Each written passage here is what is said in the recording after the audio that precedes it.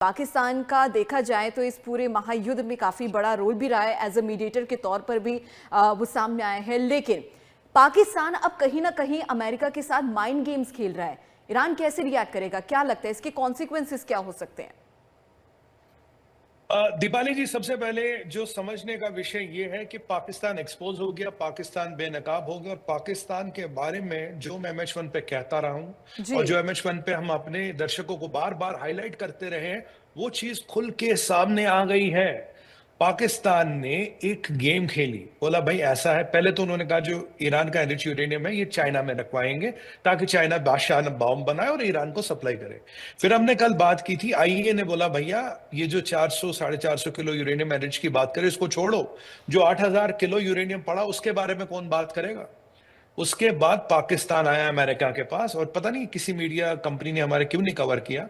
उन्होंने कहा कि भाई हमने एक डील वर्कआउट करी है ईरान के साथ, जो ईरान का एनरिच यूरेनियम है वो ईरान थर्ड कंट्री को मुंह करने को तैयार है। तो ट्रंप ने पूछा कौन सी थर्ड कंट्री, तो पाकिस्तान ने बोला जनाब आपका ही अपना पट्टा पाकिस्तान। आप सोचिए, ईरान का एनरिच यूरेनियम पाकिस्तान के अंदर, पूरे अमेरिका के शासन प्रशासन की नींव हिल गई। करा अरे पाकिस्तानियों ने नया स्टंट किया, क्योंकि देखिए पिछले 4-5 दिन से पाकिस्तान पिक्चर में नहीं आ रहा था, पाकिस्तान को लेके कोई बात नहीं हो रही थी। पाकिस्तानियों ने गेम में वापस आए। कैसे वापस आए? ईरान जी दुनिया में एकमात्र कंट्री है जिसपे ईरान भरोसा करता है कि हमारा एनरिच यूरेनियम आपके पास रखिए। इनकी जो बम चाइना में नहीं बन सकता था, अब आशान पाकिस्तान में बनेगा और चमन बॉर्डर के थ्रू हमारे पास आएगा। अमेरिकन ने कहा बेटा तुम्हें हम क्या बेवकूफ लगते हैं? वैसे तुमने दुनिया भर की तस्करी का काम चीन के साथ किया, अब चाइना में तुम्हारी दाल नहीं करी तो तुम एनरिच यूरेनियम रखोगे, मतलब बिल्ली जिलेबी की रखवाली करेगी। वो वाला समीकरण यहां बनता हुआ नजर आ रहा है। तो मैं ये मानता हूं, देखिए पाकिस्तान तो जहादी है, जो पाकिस्तान ने किया उसकी प्रवृत्ति है, उसका इस्लामिक जहाद का एक चैप्टर है जो उसने पूरा किया। बट क्या अमेरिका अब भी ख्वाबे गफलत से उठेगा? क्या ट्रंप का फेवरेट फील्ड मार्शल अब भी सक्रिय? और आजकल क्या बात है कि पिछले 5-7 दिन से पाकिस्तान को लेकर अमेरिका नाम नहीं ले रहा, और जब उसका नाम नहीं ले रहा था, कह रहा तुम्हारा दुश्मन नंबर 1 ईरान मेरे यहाँ अपना यूरेनियम रखने को तैयार है। तो ट्रंप साहब, अगर आपका फेवरेट फील्ड मार्शल है, अगर आपका पाकिस्तान मित्र है, पाकिस्तान आपका स्ट्रेटेजिक पार्टनर, तो रखवाइए ना यूरेनियम पाकिस्तान में, क्या दिक्कत है?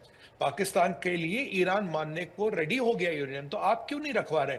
आपके पैर क्यों कांप रहे हैं? आपकी हिम्मत क्यों डगमगा रही है? अमेरिकन से ये पूछना चाहिए। सच मानिए तो पाकिस्तान का नाम सुन के अमेरिकन की सिट्टी पिट्टी घूम गई कि पाकिस्तान ने कौन सा नया खेल खेल दिया। इसके बाद अमेरिका की पीठ में खंजर भोंकने वाला काम पाकिस्तान ने पूरा कर दिया। ये प्रकरण और प्रक्रिया पूरी हो चुकी है दीपाली बहन, इसके बाद कोई संदेह का विषय नहीं रहता। जी जी सर, एक अपडेट यहाँ पर सामने आया है। लगातार यही दावा किया जा रहा है कि ट्रंप सरकार की जासूसी कर रहा है इजराइल, और अमेरिकी रक्षा विभाग में भी गंभीर खुफिया खतरे का अलर्ट जारी कर दिया गया है। लेकिन इजराइल की तरफ से इस पूरे आरोप को झूठा नकार दिया है। क्या कुछ कहेंगे इस पर? क्या लगता है किसकी बात में कितनी सच्चाई है? देखिए, इजराइल को अमेरिका की जासूसी करने की कोई जरूरत नहीं है।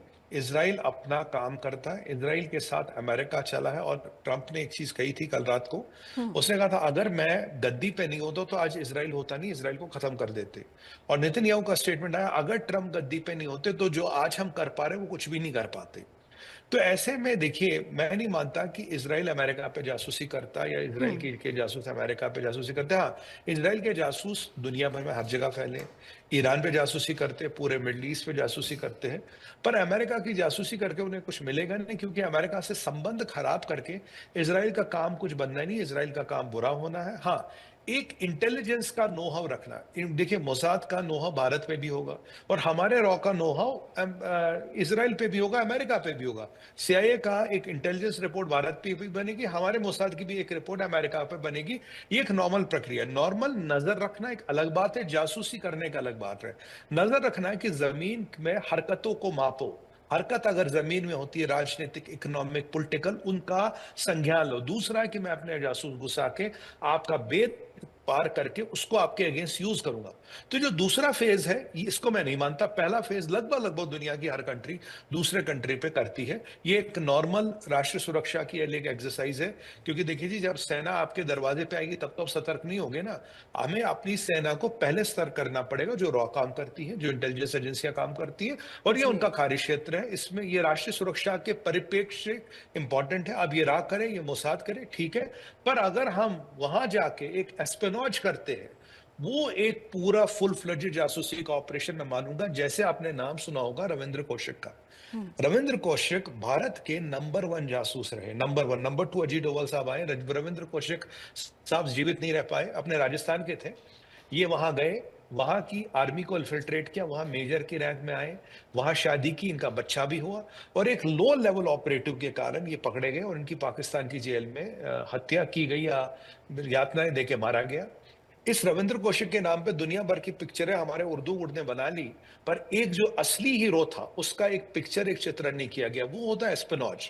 वो होता है कि दुश्मन के अंदर घुस के जासूसी करना। और रविंद्र कौशिक के कारण भारत में दुनिया भर के अटैक बचे, और अगर आज और हम सुरक्षित है उसका बड़ा श्रेय जाता है रविंद्र कौशिक और उसकी बेचारे की कुर्बानियों को। और एक बेनाम मौत मारा गया वो पाकिस्तान के जेल में, पर हम ऐसे वॉरियर्स को सल्यूट करते। उनका नाम था ब्लैक टाइगर, उन्हें खिताब दिया गया ब्लैक टाइगर। उसके बाद जो नंबर 2 है और जो जीवित है वो हमारे अजीत डोभाल साहब है। फिर और कोई उस किसी और का नंबर उसके बाद आता है।